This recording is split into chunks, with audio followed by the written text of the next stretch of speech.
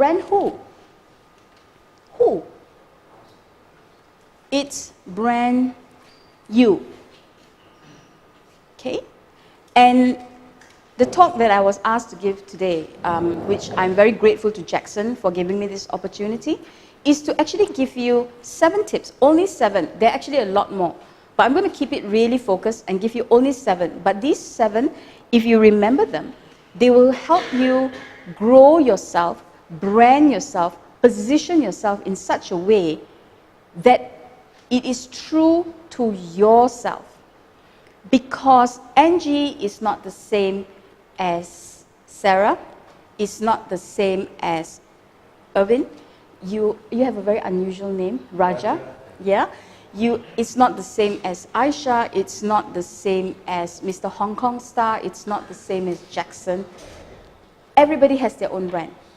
So how you do yourself is up to you. So before I go on, let me flash my brand. And I promise you it's not going to be more than 30 seconds. This is me. This is where I have been in my past life. I have a very colorful past life. I'm a nutritionist by training, but I'm a marketeer by profession. I'm a strategic brand person.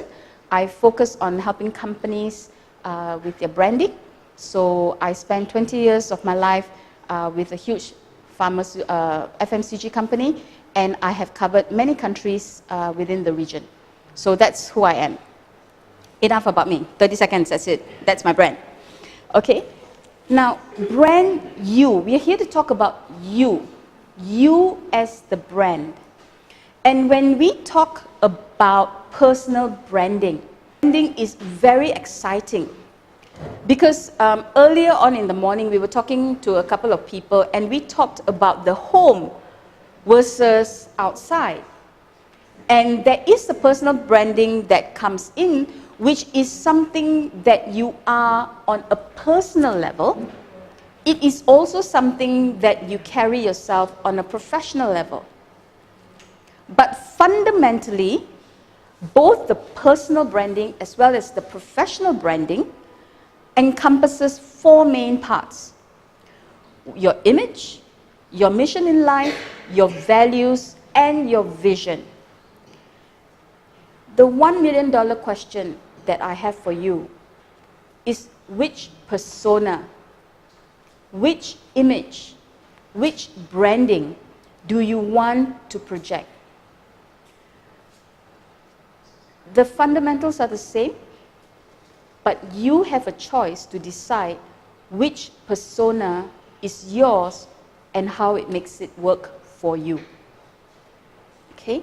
Now this is a basic personal brand anatomy. Branding generally covers things like your expertise, your personal mission statement, your branding strategy, your personal brand, your self-marketing. And when you look at this, your head is always where you strategize. This is where you think. This is where you feel.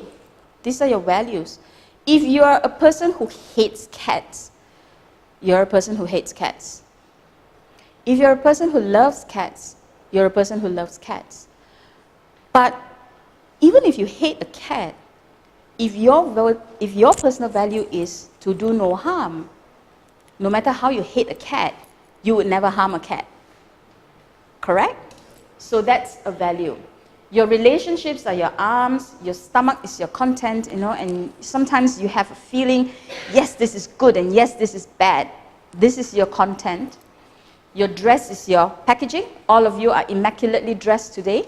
You've got jewelry on, you've got designer stuff on, you've designer clothes on, you've designer shoes, you've got designer watches, you've got designer this, you've got designer that, you've got generic this, you've got generic that.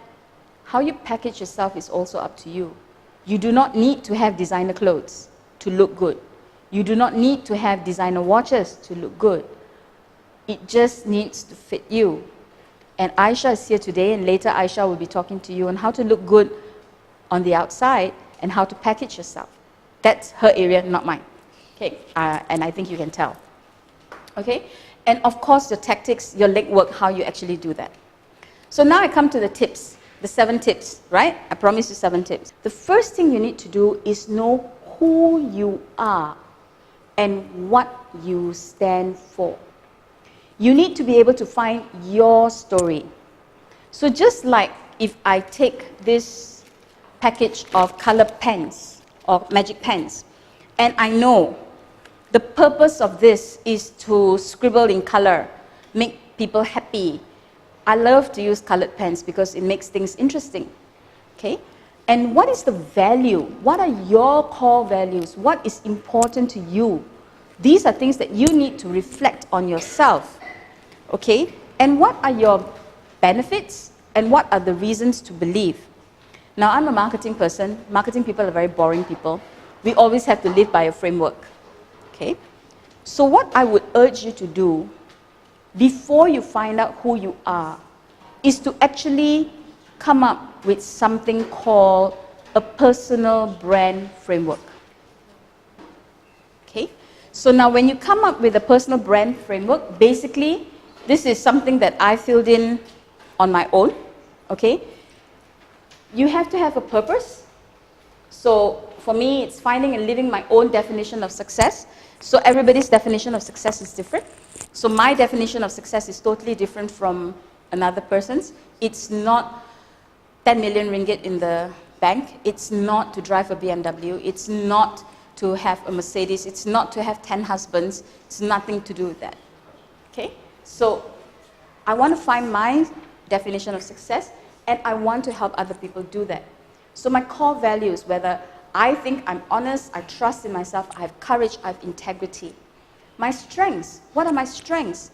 I'm driven, I'm rational, I have a horrible sense of humor. Horrible. People who know me will tell you that I have a horrible sense of humor. I have skills, I write, I speak, I do business strategy, I teach, I do branding. My credibility, what are the reasons that I can actually do the things I do?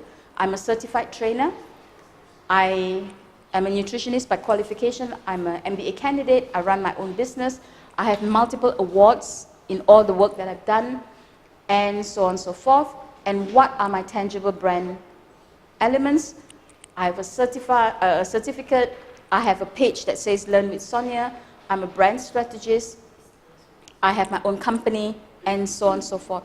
What is actually physically tangible?